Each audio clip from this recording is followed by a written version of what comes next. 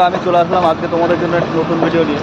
তো বন্ধুরা, আমার পেছনে দেখতেই পাচ্ছ, এটা হচ্ছে নতুন মালয়েশিয়া পাম্বাঘাটের পিঠে কাঁচামালা বলে একটা মার্কেট।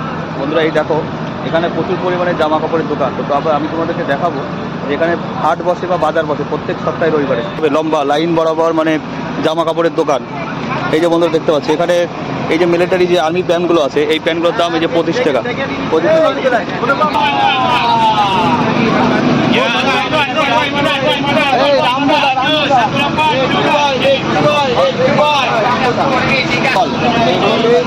লিচুর মতো খেতে টেস্ট